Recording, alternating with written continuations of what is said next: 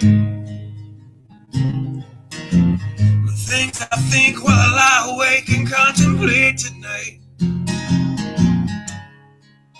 are wearing me out.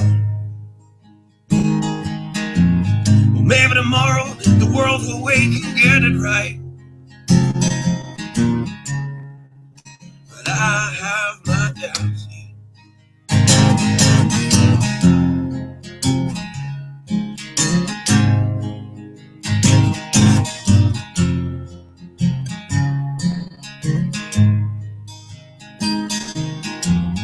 During the day, well, I design machines of war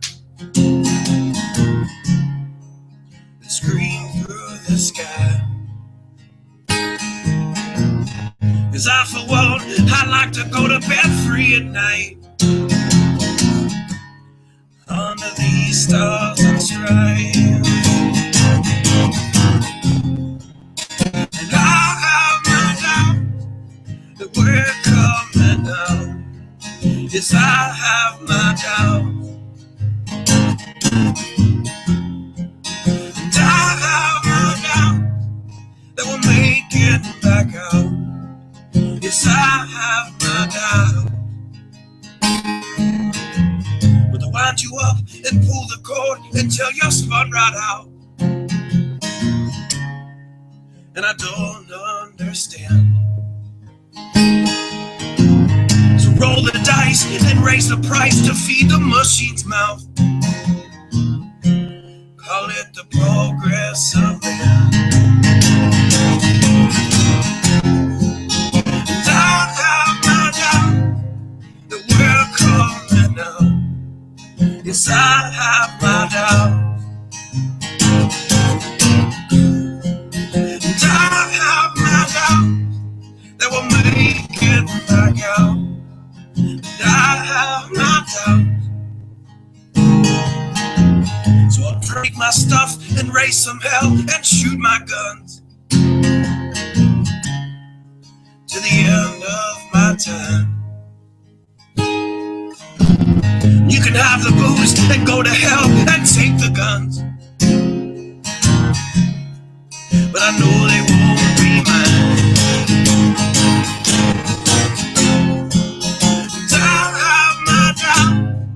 That we're coming out. Yes, I have my doubts, and I have my doubts that we'll make it back out. Yes, I have my doubts. So we're all messed up and out of touch. Let's text someone who's in the other room. So no wonder why we don't say hi or know anyone. I might as well move to the moon. So maybe I'm wrong. Well, I hope that I'm wrong. So maybe I'm wrong. Well, I hope that I'm wrong.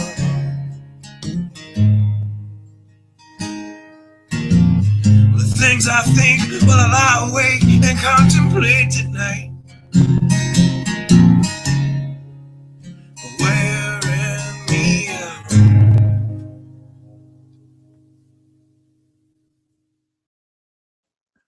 Revelation 18. And after these things I saw another angel come down from heaven, having great power, and the earth was lightened with his glory. And he cried mightily with a strong voice, saying, Babylon the great is fallen, and is become the habitation of devils, and the hold of every foul spirit, and a cage of every unclean and hateful bird. For all nations have drunk of the wine of the wrath of her fornication, and the kings of the earth have committed fornication with her, and the merchants of the earth are waxed rich through the abundance of her delicacies. And I heard another voice from heaven saying, Come out of her, my people, that ye be not partakers of her sins, and that ye receive not of her plagues. For her sins have reached unto heaven, and God hath remembered her iniquities. Reward her even as she rewarded you, and double unto her double according to her works, in the cup which she hath filled to her double. How much she hath glorified herself, and lived deliciously. So much torment and sorrow give her, for she saith in her heart, I sit a queen, and am no widow, and shall see no sorrow. Therefore shall her plagues come in one day, death, and mourning, and famine, and she shall be utterly burned with fire, for strong is the Lord God who judgeth her. And the kings of the earth who have committed fornication and lived deliciously with her shall bewail her, and lament for her, when they shall see the smoke of her burning, standing afar off for the fear of her torment, saying, Alas, alas, that great city Babylon, that mighty city, for in 1 hour is thy judgment come. And the merchants of the earth shall weep and mourn over her, for no man buyeth their merchandise any more, the merchandise of gold and silver and precious stones, and of pearls and fine linen and purple and silk and scarlet, and all fine wood, and all manner vessels of ivory, and all manner vessels of most precious wood, and of brass and iron and marble and cinnamon, and odors and ointments and frankincense, and wine and oil, and fine flour, and wheat, and beasts, and sheep, and horses, and chariots, and slaves, and souls of men. And the fruits that thy soul lusted after are departed from thee, and all things which were dainty and goodly are departed from thee, and thou shalt find them no more at all. The merchants of these things which were made rich by her shall stand afar off for the fear of her torment, weeping and wailing, and saying, Alas, alas, that great city, that was clothed in fine linen and purple and scarlet, and decked with gold and precious stones and pearls. For in 1 hour so great riches is come to naught. And every shipmaster, and all the company in ships and sailors, and as many as trade by sea, stood afar off, and cried when they saw the smoke of her burning, saying, What city is like unto this great city?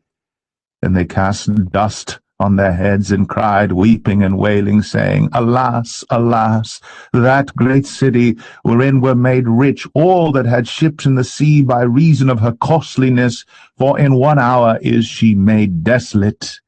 Rejoice over her, thou heaven, and ye holy apostles and prophets, for God hath avenged you on her. And a mighty angel took up a stone like a great millstone, and cast it into the sea, saying, Thus with violence shall that great city Babylon be thrown down, and shall be found no more at all. And the voice of harpers and musicians, and of pipers and trumpeters, shall be heard no more at all in thee, and no craftsman, of whatsoever craft he be, shall be found any more in thee, and the sound of a millstone shall be heard no more at all in thee, and the light of a candle shall shine no more at all in thee, and the voice of the bridegroom and of the bride shall be heard no more at all in thee, for thy merchants were the great men of the earth. For by thy sorceries were all nations deceived, and in her was found the blood of prophets, and of saints, and of all that were slain upon the earth. Wow. I don't know if that moved you like it did me, but wow. It's January 27, 2015. This is the Watchman News, and I'm your host, Mike Callahan. And before we get to that, I keep forgetting to make this minor announcement. I do have, during the show, the chat open. And if I can remember to keep looking at it and to bring it up each and every night, anybody live can participate in the chat and ask questions or make fun of me or whatever you want to do. Probably the latter. Anyway, wow, there's a lot going on. And I wanted to, before we go there, I also wanted to say, for those that may not be live watching later or whatever, please check out our Facebook page. Like our page. That's where, if there's any announcements, I do the announcements, and that's where people can normally leave comments and stuff at any time, or message me at the page, whatever the case may be. I wanted to add that in. Anyway, I wanted to tell you a little bit about my day before we get started with the news, and that scripture really did. I felt it. I felt it very deep. I did something today a little bit differently than what I have been doing it. And the day turned out really, really nice. And it tells me the power of our Lord. And what I did is I was going over the news today, just like every other day. And I decided to listen to some music. And I pretty much all I listen to is Christian music, and I listen to a little bit of a heavier music than what most people listen to. There's a band out there called Hands. Well, now they're known as a different name, but there's an album by Hands called Give Me Rest. And I was listening to that today, and if you like heavy music, harder music, I urge you to type that into YouTube. You'll find the full album there. And now they're called Everything in Slow Motion. They have another awesome album called Phoenix, and check them out, Hands and Everything in Slow Motion. But anyway, so I listened to this album today, and well, you all know, if you've been around for a little while, you know about Jen. You know how precious she is to me. And well, today, when we normally talk every day, and today when we talked, I talked from a different place within myself, and I was able to do that because I could remain calm. I could keep the focus of what I wanted to actually say to her, and what I've been wanting to say to her since I met her. And I don't think I could have did that if I didn't have that music calm me, if I didn't have his presence with me. So it's just a reminder to myself and to all of you that, you know, he is very, very powerful, and accept him into your daily life, accept him into your heart, and amazing things will happen. I don't expect my life to be all grand. I expect it to be hard. I expect it to be rough, because I chose that path. Those of us that choose that path know that we're going to be rejected. We're going to be persecuted. We're going to be mocked. We're going to be laughed at. But you know what? The greater reward, which is not what I'm in it for, is in the end, when we make it and we get to inherit the earth. And I hope you out there get to inherit it with me. Well, that's all I'm going to do on the Bible. I could probably go all day on it, but I'm not going to. That's not what the show's about. It's just what inspires it. So I'm going to go ahead and get on with Suspicious Observers, and we shall do that. And then, of course, news in 2 minutes. Links are down in the About tab or Description tab or whatever they call it this week. And without further ado, let's go there.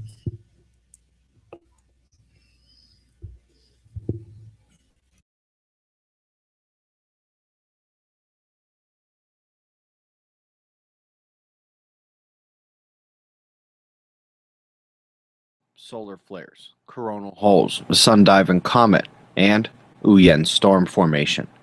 We also have that massive plasma filament on the north, still snaking in.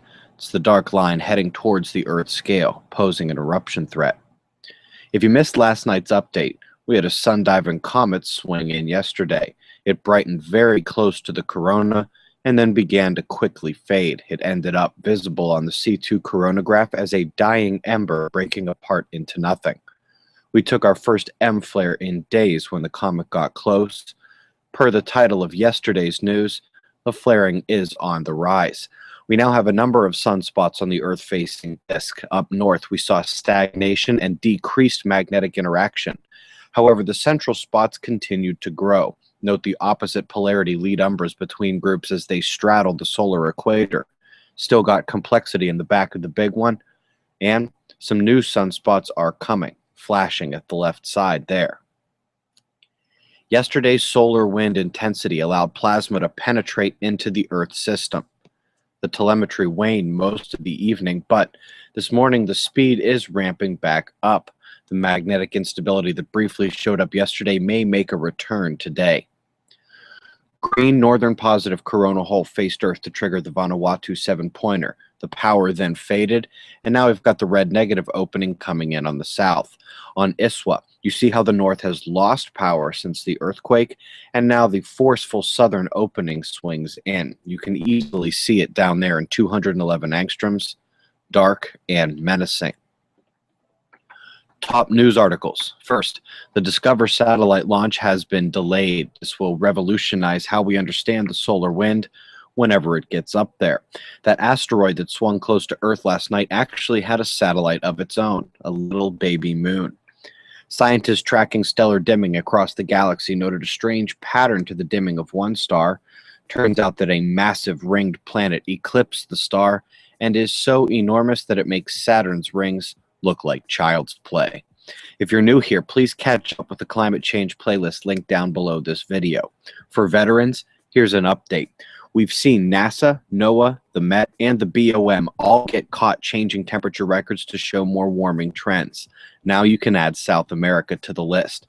Coming courtesy of Not a Lot of People Know That, taking the Stephen Goddard approach and yanking archival data to find it not quite matching the current records given to the public.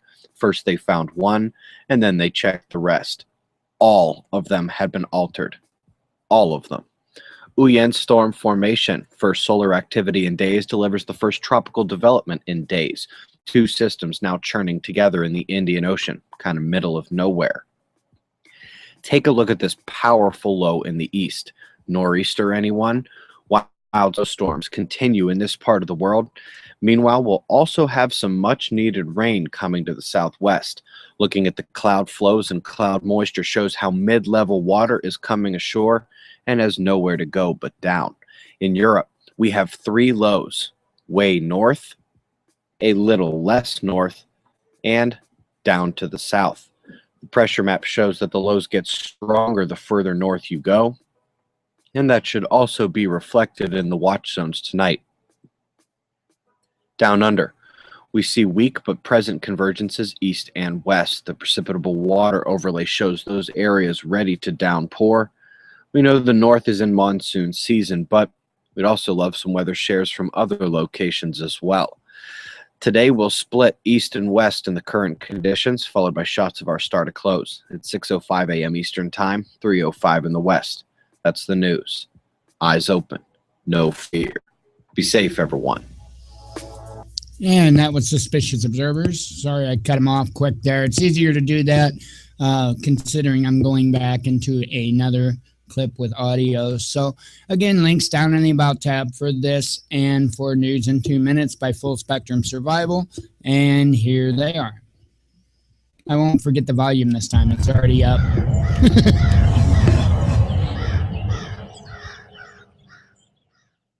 Hello, everyone, and welcome back to a new episode of the News in 2 Minutes with the news that you need to know. Let's begin. As more than 40 million citizens across North America continue to brace for what is being called a winter storm of historic proportions, law enforcement officials within the affected regions are said to be working to retain order, with multiple businesses fearing an increase in looting and violent robberies after government leaders called for a ban on all but official emergency travel in New Jersey and multiple warnings for residents to stay indoors at all times. Showing proof of the dangers that a just-in-time goods delivery service represents throughout the world, reports from citizens within the affected areas shows that a majority of the region's stores have been cleared of nearly all consumable items, with police officers reportedly on the scene of multiple large-name stores, pleading with outraged residents to remain indoors and make emergency preparations as soon as possible. Following a dangerous trend across North America, however positioned in a more severe location, Health officials in China are warning that government agencies and preliminary analysis has far underestimated the severity of this year's flu season, with disease researchers warning that if the trend continues, we can expect to see a sharp increase in case fatality rates throughout the near future. Research that we have performed closely mirrors the information coming out of the scientific community and shows that not only are diseases changing in severity at a near unheard of rate, the research goes on to show that the possibility of major mutations to virulent strains of known viruses has never been higher. Strong sectarian battles, primarily against the Islamic State, have been increasing throughout the Middle East, with news that fighting continues to rage on at the time of this recording on the outskirts of the Syrian and Turkey border city of Kobani, following a purported control shift between the Islamic State and Syrian Kurdish refugee fighters on Monday. Ground reports are continuing to suggest a unique coordination between Western-led forces and localized fighting groups, with reports showing that forces fighting on the ground against the Islamic State are in receipt of airdrops of American weaponry, as well as major air support in what is continuing to become the largest sectarian battle in recent history. And to wrap things up, anti-government violence throughout the U.S. is increasing, with research indicating a sharp increase in small government attacks, leading researchers to warn of the dangerous path that this trend presents. Studies show that drugs considered safe by the U.S. Food and Drug Administration continue to pose dangerous side effects even months after their ingestion. Environmental researchers continue to warn of the dangers presented by the potentially catastrophic fuel extraction process of hydraulic fracking. And a 5.7 in Indonesia, followed by a 5.1 in the Philippines, completes today's Quake Watch. And that's it for this episode of News in 2 Minutes. Check back tomorrow for more news that the aware need the most. This week's news. And that was News in 2 Minutes. All right, now we get on to the news that I have for you. And I'm going to start out with one that I don't have linked down there because I see it right before I started the show. Sometimes that happens. It's a story on the Business Insider website, and I'm sure you could just search the headline in Google and it'll come right up. I figured this was pretty much of utmost importance, especially to discuss here in the U.S. Russian Deputy Prime Minister says U.S. defenses can't stop our nukes anymore. The Deputy Prime Minister of Russia, Dmitry Rogozin, said Monday that a breakthrough in Russian missile technology means the United States will no longer be able to intercept Russian ballistic nuclear missiles. Seems like an important story to me. Rogozin said that the details of the technology would not be disclosed to anybody, and that Russian technology shows that neither the current nor even the projected American missile defense system could stop or cast doubt on Russia's strategic missile potential. The claim, which relates to an unspecified technology, came just a day after NATO leaders announced a summit in February to discuss the alliance's strategy in dealing with Russia's nuclear threat. But rather than an ominous throwback to the nuclear deterrence of the Cold War based on mutually assured destruction, this may be a way for Russia to still appear like a superpower despite a deepening economic crisis and the backlash from the West due to its involvement in the East Ukraine war. Now let me jump in there and explain to you that Russia and China holds a majority of the physical gold. So anytime you hear a story talk about their economic crisis over there, you really need to understand that it's the U.S. dollar that is actually in an economic crisis, not not Russia. And I know the ruble was having some issues and all that. Let me tell you something. Those are currencies. Currencies don't matter. What matters is precious metals. What matters is what you back those currencies with. That is what's important, not paper and ink. Anyway, I believe the comments go beyond defense and nuclear deterrence, said Stephen Pfeiffer, who served as the U.S. ambassador to Ukraine between 1998 and 2000 and was President Bill Clinton's special assistant on issues relating to Russia and Ukraine from 1996 to 1997. If you're Vladimir Putin and you're trying to cling to and portray an image of Moscow as a superpower, nuclear weapons is the only thing you have left to cite since the economy is suffering badly. Again, my comment about the economy stands. His comments regarding missile defense conjure memories of the U.S. proposal to build a missile defense hub in Poland and the Czech Republic.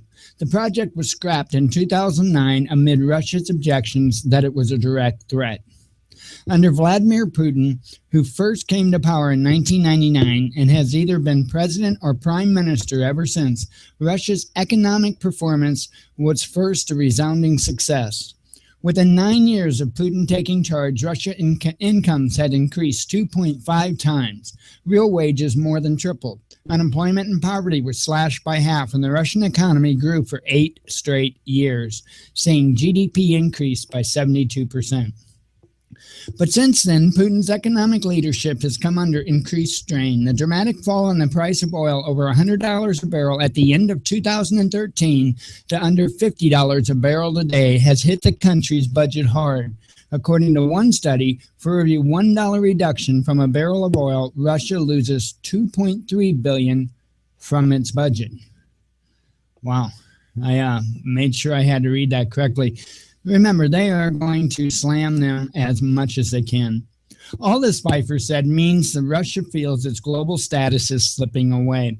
Russia cannot compete economically. It has no attractive ideology. It doesn't export things other than weapons that people want to buy. And so if you're trying to sort of say, we really are a superpower, the nuclear weapons image is crucial. Russia and the U.S. are parties to various treaties that have limited stocks of nuclear weapons and kept both arsenals down to around 4,500 warheads each. Those numbers aren't correct either, folks. Nuclear issues aside, references to a new Cold War have been used widely in the media since Russia annexed Crimea last year and began supporting pro-Russian rebels in the East Ukraine war. Russian spies were also caught by U.S. authorities in New York City in another development recalling an era that seemed gone. We had that story yesterday. However, according to Sarah Lane, a research fellow and Russia expert at the Royal United Services Institute, a London-based think tank, the rhetoric from Russia does bring the world closer to Cold War-style relations. The comments from Rogozin, if that's how you pronounce it, I'm not sure, may not have been aimed necessarily at the U.S. or the West, though. A lot of the information and claims from the Russian government are in some ways more directed towards the domestic audience, she said, given the economic issues demonstrating strength when there is a weakness in domestic management. So there you go. You have to kind of read between the lines. You have to take what's important out of that and ignore the propaganda. And I really do believe that there's some propaganda mixed in there. I really honestly do feel that when it comes to their economy and whatnot. As far as nuclear weapon technology and being able to defend themselves, who knows? Who knows? There is so much technology that is even being hidden from the American people about the our systems. Nuclear weapons are a thing of the past. In all honesty, it really is. There's much more devastating weapons. It's just there's weapons out there that will destroy entire cities and stuff like that, and not leave the radiation left over. There's so many different things out there. It's amazing. So I don't even know why they discuss this. It's almost like, banter is all it really is.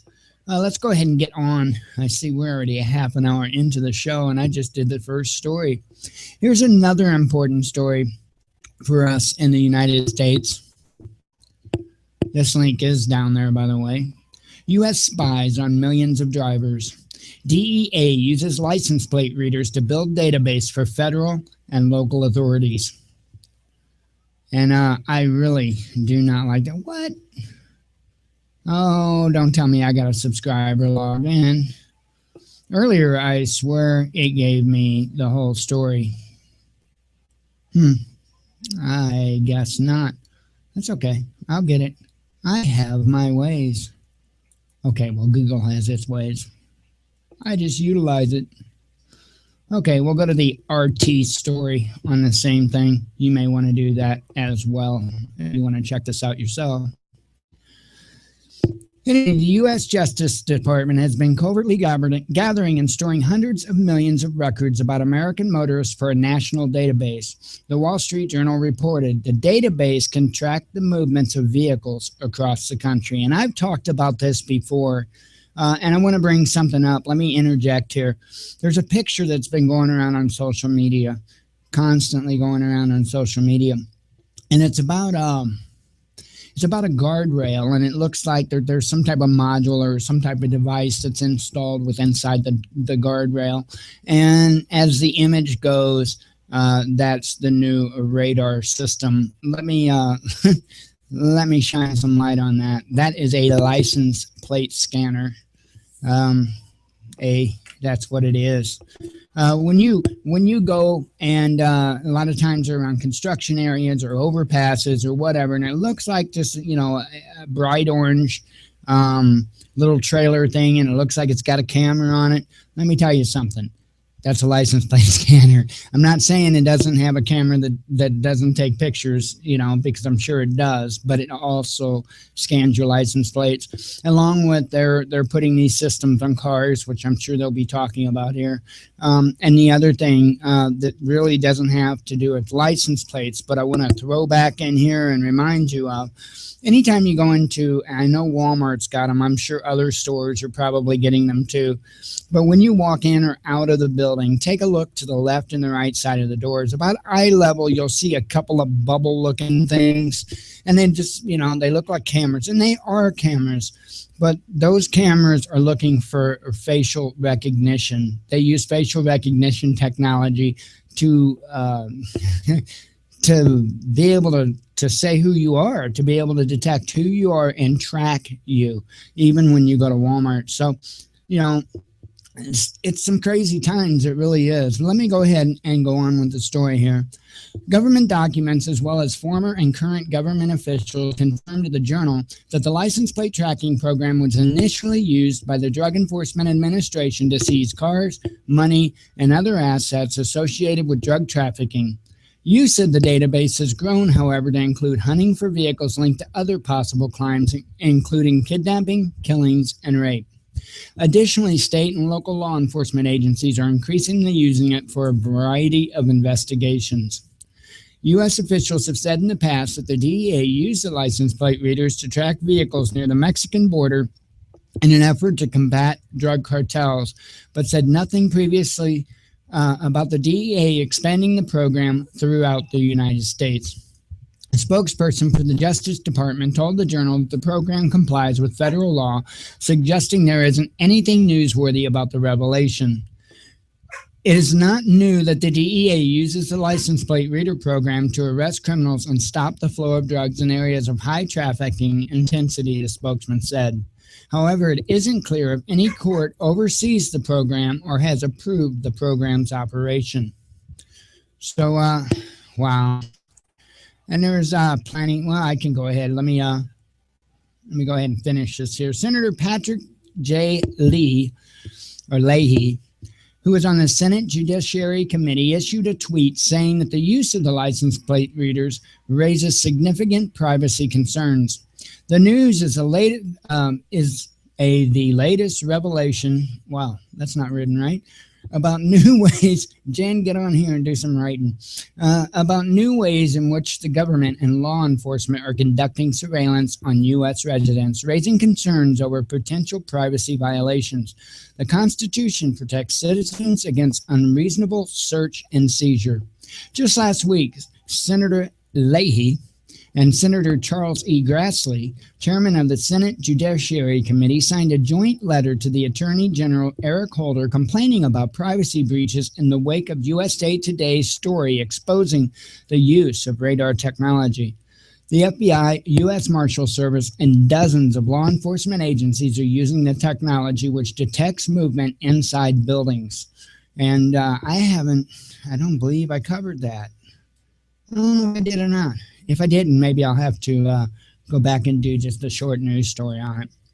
Anyway, in their letter, the lawmakers expressed concern over the lack of public discussion about the technology and the lack of information regarding what legal processes agencies are seeking before deploying the technologies. The senators also asked whether agencies are taking out warrants in order to deploy these new techniques. Privacy of the home is at the core of the Fourth Amendment, the two wrote.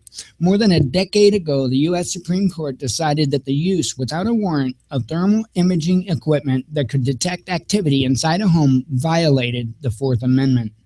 Similarly, in 2013, the court found a Fourth Amendment violation, which police brought a drug-sniffing dog onto an individual's front porch without a warrant. Unsurprisingly, the U.S. Court of Appeals for the 10th Circuit recently noted the obvious and grave Fourth Amendment concerns associated with the use of radar technology that is the subject of this letter. Grassley and Leahy also wondered what other technology law enforcement is using that could have serious privacy implications. And they misspelled serious. I'm telling you, honey, get on here, right? Anyway, I want to throw in there, but I mentioned the drug sniffing dogs, and I wanted to throw in there that they're constantly bringing dogs into our high schools, our school systems. And they're doing drug raids, drug searches throughout our school systems. And you may say, hey, I don't want my children going to school with their drugs. I support this. You shouldn't support it. You should not support it, because that is a violation of the Fourth Amendment. Just because they're children and they're in school doesn't mean that they shouldn't have those rights. Let me tell you where the fear comes in. It's not so much that we shouldn't worry about a drug problem in schools or anything like that. That's not what I'm saying. What I am saying is that by doing this, we are teaching our youth that their Fourth Amendment, can be just trampled on, and that's okay as long as it's in the name of safety. And that's what we've been getting shoved down our throats with every violation of the Bill of Rights that has been going on. It's for our safety. It's for the better good. It's for this. It's for the children. They always have a reason, and they always force it upon us. And, we have to stop it. It has to stop at every single letter. And we especially have to stop showing our youth that they can just come and take our liberties at will because they want to protect us. It's ridiculous. When you ask for protection, they can't provide it in most cases. And when you need it, they can't provide it. And I'm not taking a shot at them. It's just not possible. There's not, enough officers to post an officer outside of everybody's home every day. And, we have to be liable for our own protection, and we have to come to grips with that and be real with that and understand that we can't expect anybody to provide us personal protection. And on the same note, we can't let the school raise our kids. We have to teach our children to make wiser choices. So, if our children were taught and did make wiser choices, we probably wouldn't have to worry so much about the drugs in schools. I'm sure there will always be drugs and whatnot in schools. The only thing you can do is raise your children not to partake in that. It's the same with bullying. You're never going to stop bullies. We need to really stop the focusing on bullies and stopping bullies, and we need to focus on raising stronger children. I would rather my son be the one that put the bully in his place and stop that bully from bullying other students, because, we all know that 9 times out of 10, bullies can continue on to do what they do and unscathed, and it doesn't get stopped. There's really only one way to stop it, and that's for them to get bit, so to speak, when they try to pull that stuff. So let's go ahead and get on. I'm getting on in my little rants here, and that's probably not good. I'll probably not get to all the news, but that's okay. All the links are down there. Thought this was important. U.S. Embassy in Yemen releases emergency message: depart immediately. You are on your own. Wow. The U.S. Embassy in Sana'a Yemen, I hope I'm pronouncing that right, released an emergency message today warning all U.S. citizens to depart immediately. The embassy went on to say U.S. citizens are responsible for making their own travel arrangements. Wow. Due to ongoing security concerns, the U.S. Embassy in Sana'a, or however you pronounce that, is unable to provide routine consular services, but remains open and operational and is providing emergency services. We are continuously analyzing the security conditions and will resume regular consular operations as soon as possible. The U.S. Department of State warns U.S. citizens of a high security threat level in Yemen due to terrorist activities and civil unrest. The department urges U.S. citizens not to travel to Yemen. U.S. citizens still in Yemen should make plans to depart immediately. U.S. citizens seeking to depart Yemen are responsible for making their own travel arrangements. Travelers should reconfirm flight schedules with their airline prior to going to the airport. Flight cancellations occur frequently. There are no plans for charter flights or other U.S. government-coordinated evacuations. Wow. So you can go on and read the rest of that if you would like. The link is down there in the About tab, but you get the idea. Not such good things going on over there right now. So, thought that was a little important, little note to make there. Let's go on to Brazil. And I've seen warnings and whatnot happen in several different places of this. Brazil drought, worst water crisis in 80 years, affecting 4 million people in country's southeast.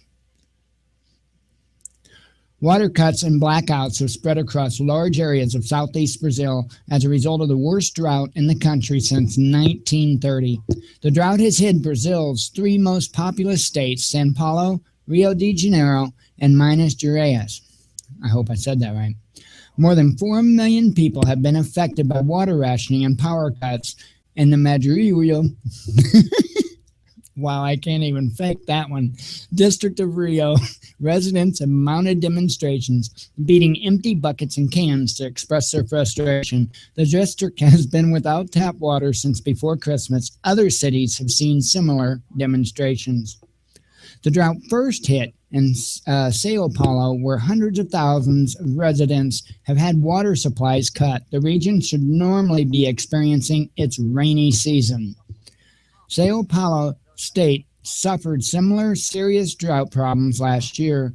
At an emergency meeting of 5 government ministers in the country's capital, Brasilia, Environment Minister Isabella, I don't even know that, said that the 3 states must save water.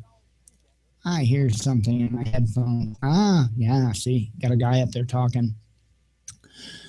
Since records for Brazil's southeastern region began 84 years ago, we have never seen such a delicate and worrying situation. The water shortage will inevitably affect industry and agriculture. There will also be reductions in energy supplies given reduced output from hydroelectric dams. The latter is a particular problem because there is an extra demand for energy, power, air conditioning during the summer months. Sao Paulo Governor Geraldo Alckmin, something like that, has increased charges for high water consumption and offered discounts for reduced usage. He also capped the quantities extracted by companies and farmers from rivers. Nevertheless, critics blame poor planning and politics for the worsening situation. Meanwhile, in Rio de Janeiro state, the BBC reports that reserves in the main water reservoir are exhausted for the first time since its construction. Environment Secretary Andre Correa said the state was experiencing the worst water crisis in its history. He stated there was sufficient water in other reservoirs to avoid rationing for Rio for at least 6 months. Even so, Rio and Minas Gerais are asking residents and companies to reduce water consumption by up to 30%. So it sounds like a pretty serious situation going on down there. Wow. Yeah. And I know that they're talking about the California, the West Coast and whatnot, with the United States facing some similar issues. So as something to keep in the back of our minds. I do believe that a lot of it is not so accidental. I do think some of it's being controlled. I think it's a part of the big power struggle that's going on. So anyway, I want to go to China, or better yet, Africa, China and Africa. And I never thought about this. A little while back, I had heard news, and I don't know if I was still doing the news at the time or not, but I know China's military were told to prepare for a large conflict, but they didn't say with who. And so I pretty much assumed it was the United States. This article casts a little bit of a different light on it. So let me go ahead and read it, and we'll go from there. China is getting ready to surge troops into Africa, military deploying to protect Beijing's people and investments.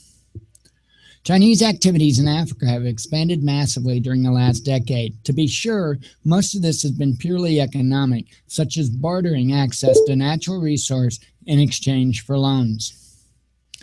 But these money-making activities have grown so much in recent years. China is realizing it can't keep relying on African governments to protect them, and the thousands of Chinese nationals who moved to the continent. Beijing isn't giving up on making business deals in Africa. Far from it. It's just that protecting those economic ties, it's turning into a job for the Chinese military. David Shin, a former American ambassador to Ethiopia and Burkina Faso and an expert on China-Africa relations, believes Chinese investment in Africa will slow down over the next 15 years. But there's a catch. China's military will grow to take a more prominent role. The other sectors are pretty well advanced at this point, and the security connection is still relatively modest. Shin tells war is boring. Although it's grown a lot, particularly since the Chinese got involved in 2008 and the Anti-Piracy Operation off of Somalia, he adds, this has significantly increased ships' visits to Africa, and not just on the East Coast, but throughout Africa.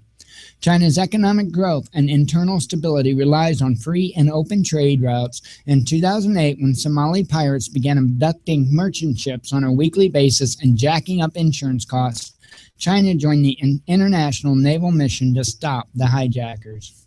Since China's initial contribution to anti-piracy activities, the country greatly increased maritime cooperation with Africa, holding exercises with Tanzania and providing warships to the Nigerian Navy. Hey, it looks like an AK-47, huh?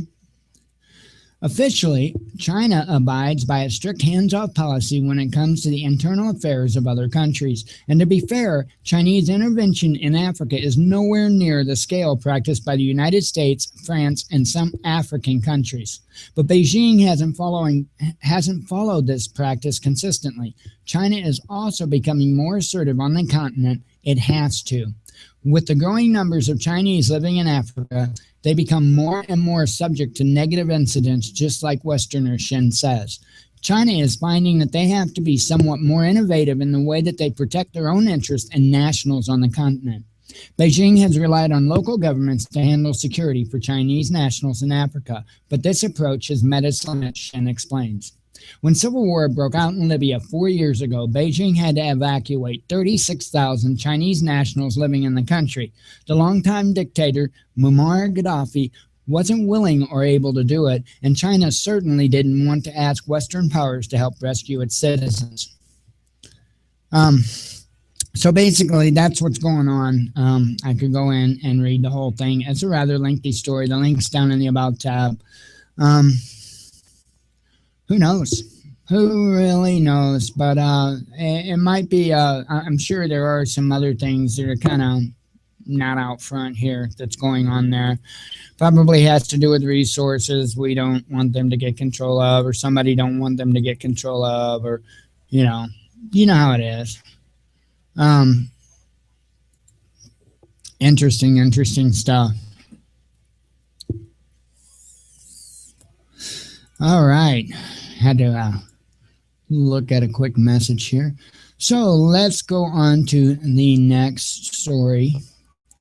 We've got 10 minutes left. I'm going to try and fit these in there. Airlines stopped flights to Baghdad after shooting. Foreign airlines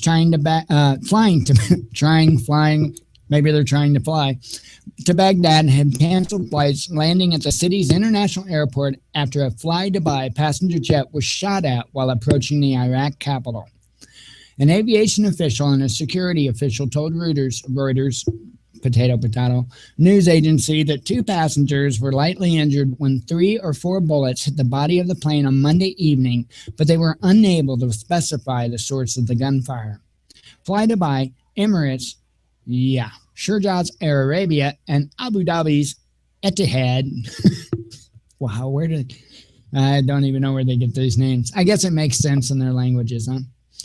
Were the first to suspend flights following the incident, in line with the directive from the United Arab Emirates Civil Aviation Authority. To comply with the UAE General Civil Aviation Authority, ban on operation to and from Baghdad on security grounds, we had suspended all flights to the Iraqi city with immediate effect and until further notice, Abu Dhabi-owned Etihad said in a statement on Tuesday. The safety of our guests and employees is always our first priority. We will continue to work closely with authorities and monitor the security situation before recommencing scheduled services to Baghdad. Etihad said travelers received refunds for tickets that were already issued. Al Jazeera's Jane Arif, reporting from Baghdad, said representatives of the international and regional airlines were meeting on Tuesday to discuss the security situation at the airport. We're told that it is actually sniper fire that happened in the area just adjacent to the Baghdad airport. According to security and aviation sources, a gunman who was beyond the wall of the airport in an area that is controlled by Iraqi security forces appears to have used a sniper rifle and fired 3 or 4 shots that actually hit the plane as it was coming into land.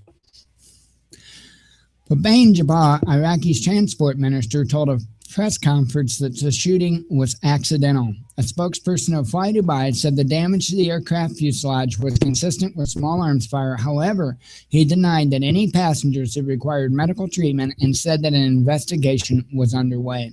Another aviation official said Iraq had briefly suspended air traffic on Monday following the incident, but that most flights had resumed on Tuesday morning. Several airlines rerouted their flights over Iraqi airspace last year as a security precaution amid fears that Islamic State of Iraq and the Levant ISIL fighters had weapons capable of shooting down planes, and despite Iraqi government's insistence that the country's skies are safe. Wow. Links down in the About tab for that story as well. Moving on to Obama. I love this. Wow, you gotta love this. Obama demands new regulations after drunken Fed crashes drone on White House lawn. You gotta love it, right? Wow. Off duty at the time of the incident, the unnamed National Geospatial Intelligence Agency employee reportedly lost control of the drone while intoxicated near the White House Monday. According to the New York Times, a spokesman for the NGA confirmed the employee's involvement and the ensuing interview with the Secret Service. The employee self-reported the incident Monday, said agency spokesman Don Kerr. The employee was off-duty and is not involved in work related to drones or unmanned aerial vehicles in any capacity at the NGA. In an interview with CNN, President Obama argued that a regulatory framework would be needed for civilian drone use in response to the federal employee's behavior. Yeah, but we won't curb the alcohol use. We don't have the legal structures nor the architecture, both globally and within individual countries, to manage them the way that we need to, Obama said. Part of my job over the past several years and over the next couple of years that I'm still in office is seeing if we can start providing some sort of framework that ensures that we get the good and minimize the bad. The president went on to claim that several agencies such as the FAA were working to establish guidelines that would make personal drones safe while protecting people's privacy rights. Given the president's savage assault not only to personal privacy, but on innocent civilians overseas with weaponized predator drones, the statements are not without irony. In February of 2013, NBC News revealed that a leaked Department of Justice document which asserted that President Obama had the authority to drone strike U.S. citizens merely suspected of terrorist activities, even on U.S. soil. The policy was used to assassinate 4 American citizens overseas without trial or charge, including 16-year-old Alawaki. I can't pronounce that first name. According to some estimates, as many as 36 innocent civilians are killed per one suspected terrorist, although estimates from research groups in the Middle East assert the ratio to be closer to 50 people per single terrorist. While many agree with the construction of a basic framework for drone use, questions arise as to whether the man running the largest privacy violation and deadliest drone campaign in human history is best for the job. Wow. And I know there was a lot of opinion in there, but I really have to agree with that opinion. It's like, it's craziness. They have the right to do anything that they please, and we have the right to do nothing except obey. Wow.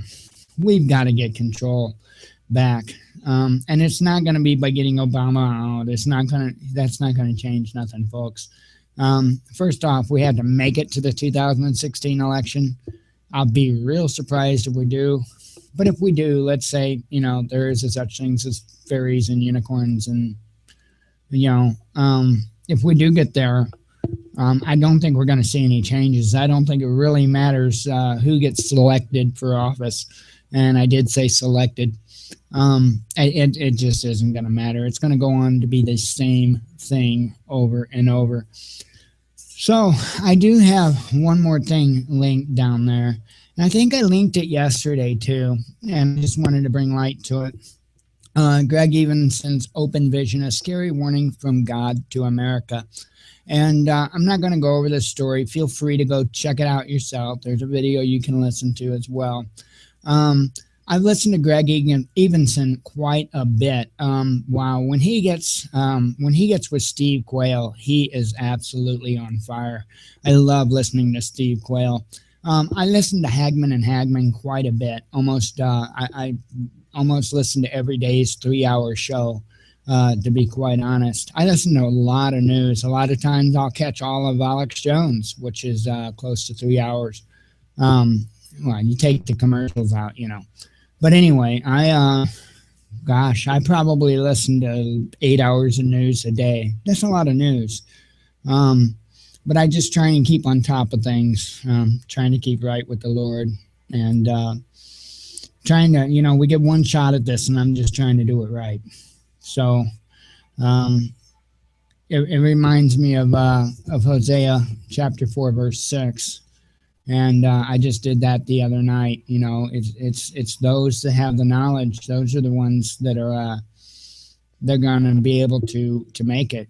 Those that have the knowledge, those that's made preparations, even if it's not so much physical preparations. So just keep that all in mind. Things are just happening so quick in the world, and I don't know how much longer we have until this dance gets started. So just make sure that you and your family and your loved ones, anyone that's near and dear to you, make sure you make some plans with them. Just sit down with them and have a talk with them. Take some simple preparations. Learn how to make a water filter. Learn how to, about Faraday cages. Learn about gasifiers. That is a huge one.